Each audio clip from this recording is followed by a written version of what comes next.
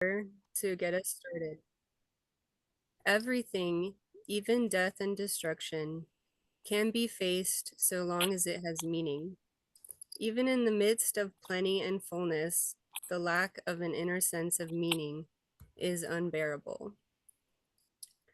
So beginning with human-centeredness or anthropocentrism and pollution, I take a look at our predominant way of thinking in Western culture.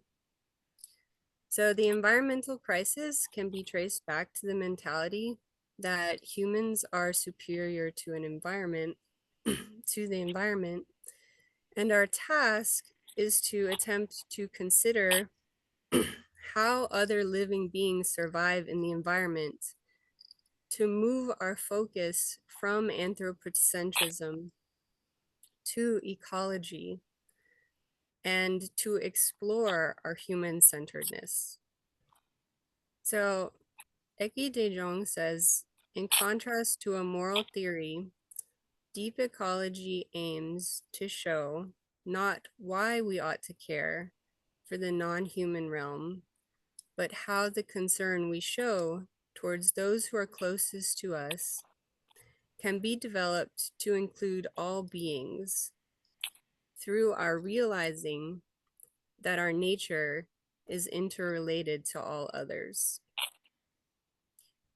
So the interrelation of nature is a starting point to kind of view where we're at. So the question to begin with is, do we mostly value humanity? Do we value biotic life? Or how the environment sustains life? So there's a book called Ecological Democracy by Odin Leesaker. And according to Leesaker, biocentrists tend to focus simply on individually or collectively living organisms, whereas ecocentrists tend to focus on the larger picture of environmental processes and the dynamic interplay of connectedness. So animism contains a communicative presence, and in reading this book, it made me think of whether or not we ascribe to a more materialistic death mentality or to a more animistic life mentality. And I'm going to talk about this as we move forward. The life mentality may be difficult to comprehend if we have not thought about being dependent on nature. So Leesaker gives the example, for instance, when we breathe, this is partly objective in terms of being based on some uncontrollable dimension of, for instance, air outside myself, upon which we depend. So we're looking at profound interrelationships.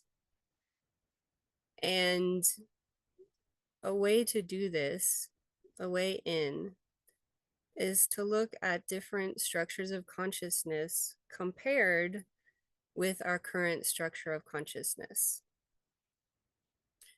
which I'm going to do in just a minute. If humans generally feel free to pollute nature because it is not human, then we miss understanding how nature sustains life. We may feel free to pollute ourselves when we feel we are separate from nature. When we look into ourselves, our cellular nature, and what keeps us alive, then we begin to have a less superficial view. However, the shadow aspect of personality can make it difficult to want to look at anything or connect to anything. Jean Getzer's book, The Ever-Present Origin, the English translation is about 600 pages. So it's quite a long book. Jeremy Johnson wrote a book called Seeing Through the World, John Gebser and Integral Consciousness, which are,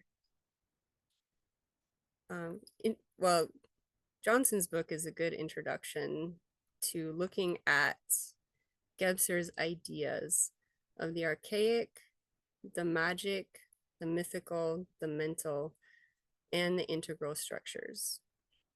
And Johnson says that understanding these structures stimulates an intensified state of awareness in the readers. So just attempting to look through these structures. The archaic structure of consciousness is an older structure that is not easily accessible by modern waking consciousness. According to Gebser, the archaic structure is not primitive, but the foundation of a structure which is a more authentic state and the essential basis of humanity. So thinking about that, and also introducing the idea that the spirit comes before the soul. Basically, the spirit is older. And it's easy to say, but very hard to realize or to internalize. So the soul develops after the archaic structure of consciousness as we become more aware of life and death and come to fear death. We become more and more conceptual as time goes on and as we develop the concept of time. And this is an interesting thought. The conditionality of any multidimensional world concept is directly proportional to the possibilities. Thus, the mythical, paradoxical as it may seem, is tied to its lack of boundaries. Consequently, the mental structure of consciousness is tied to its limitation. Although this does not prevent it from the perennial temptation to burst out of these boundaries. So a lot of my work has been focused on trying to understand the difference between spirit and soul. And if we take the soul as a newer emergence from spirit, then archetype and complex can be seen as analogous to that. So the destruction of our natural world represents a loss of spirit, a loss of orientation to our roots. And beginning with dialogue with these types of concepts, like when we dialogue with life and death, we attempt to find transparency in life and death, which is not an easy task and actually something Gebser cautioned against. He talks about the abyss or oceanic feelings. Death will overwhelm us at some point as an inherent potency of the soul. However, we are mana-laden souls. I use the term mana as a type of ineffable power in the body and cannot be described with words. Gebser describes mana as original wholeness. Okay. It is important to keep in mind the difficulty to work with older areas of consciousness. In shadow work, the life and death polarity of the soul is the tension one must be prepared to engage with. A lot of my work also focuses on Edward C. Whitmont. I love his book, The Symbolic Quest. He explains the shadow is a symbol of the personal unconscious and can be like a doorway through the layers of our complexes to all deeper transpersonal experiences. According to Whitmont, there is no access to our own unconscious reality, but through the shadow to find the sources from which it feeds. The more we try to deny our unconscious wishes, the more we can come to understand that it is impossible to deny it. For the shadow represents energetically charged, autonomous patterns of feeling and behavior. Their energy cannot be stopped by an act of will. What is needed is rechanneling and transformation. Resisting the shadow is painful. Bearing the pressure of a drive, suffering the frustration or pain of not satisfying an urge. The archetype of the shadow, as opposed to the complex of the shadow. An archetype will be defined here as an older spiritual experience pattern that happened in the makeup of existence. Whitmont discusses existential orientation, which I use as the relationship to internal processes. Encounters with the archetype of the shadow entail a disruption in existential orientation, and it's one of my favorite topics of conversation. The singularity of nature is a point of infinite density. It is hypothesized to have given rise to the universe. Oops. Both inanimate and animate. Our developing cellular network stems from the unicellular prototype that references the singularity as an ambiguity. So I'm making a connection between this idea of an original archetype and the singularity of nature. And there is a book, if anyone's interested, called The Singularity of Nature. And it was written by John Torday and William B. Miller. Torday studied how cells formed and how they communicate and maintain a stable internal environment as a response to the extended outward environment. In short, cellular life evolved in homeostatic balance with our origins. So in theory, the most powerful organizing principle is our relationship to the singularity. As an area so dense, it has been considered to destroy the fabric of space-time and has been estimated around 13.8 billion years ago. As Torday and Miller say, everything springs from the singularity. Our cells are an embodiment of all the natural forces that begin with that instantiation. Even as uniquely human beings, everything that we do derives from within the cellular mandate. Consequently, our paramount connections arise from the perpetual reciprocities.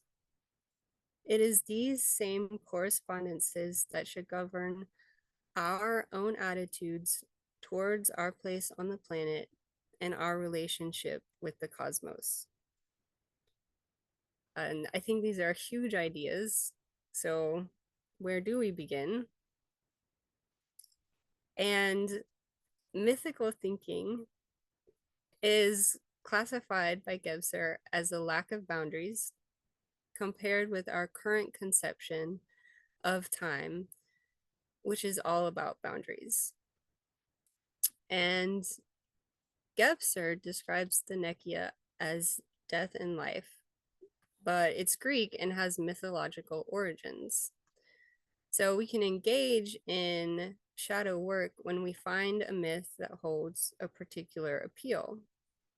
At one point in Homer's writing, Odysseus speaks to the dead and fears the Gorgon. What is it about the Gorgon that is so paralyzing? Do the Gorgon's eyes protect the viewer from some older evil? What would consciousness be like for the Gorgon? Right, these are some things I think about when I look at how to begin. Right, if we begin with myth, Whitman says, the repressed energy of the myth contains also the threat of the collective, which those who can become aware of the situation have the awesome responsibility to attempt to transform. Right? It is awesome. It's fear. There is, I do think there will always be that type of fear in the awesomeness. But where to begin? Where I began, and the writer who most helps me with my own internal and imaginal dialogues was Martin Buber. I find one of the most orienting introductions to dialogue and to relationships and interrelationships through Buber's writing. Right? Buber's idea that we have a twofold attitude with the word pairs we unconsciously use. It is I, you, or I, it. We establish a mode of existence with these pairs of words. This I-you mode is an honest expression of all that we are, including shadow aspects. The I-it mode is a superficial look at the person or the environment that is present or that we present. The I-you can be a challenge to consider the integral mindset.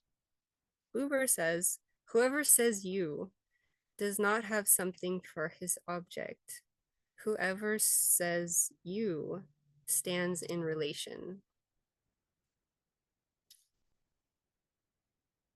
So there's another book too, Meeting the Shadow, The Hidden Power of the Dark Side of Nature, that has a lot of different writers that talk about shadow work, which has been very helpful. So the fear of the shadow lessens through dialogue, especially in the context of interrelationship and seeing with your whole being and imagining the whole being of the archetype or the complex. When a sense of relationship is established in internal dialogue, then a way to dialogue with the destructive energies can be practiced. With such a well-developed barricade of cells to face, it is no wonder that the demonic energies constitute one of the most profoundly negated psychic systems we will encounter in the evolution of consciousness. The point of the dialogue is to feel a felt sense of movement with our internal complexes and to imagine our own existential orientation stabilizing.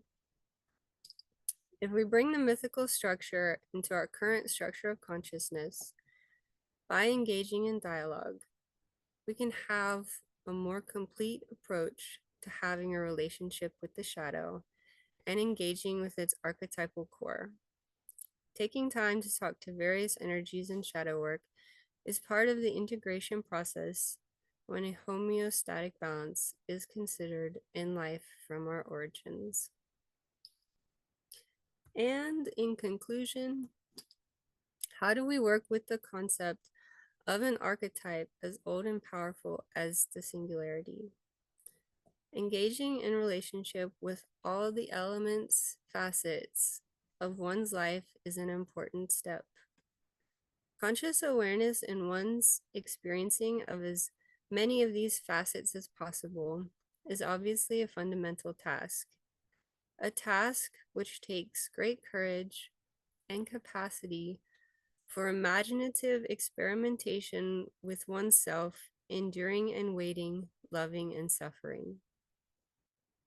Our relationship with the shadow helps us create the norms we're experiencing today, and renewing the unconscious means looking for meaning beyond and through the external object.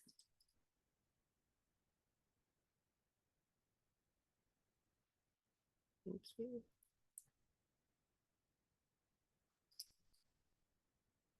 I think I stopped the share. Yes, you did. Thank you, Rebecca. That was most thought-provoking. I'm just going to stop the recording, and then we have a couple of minutes for some comments or a question.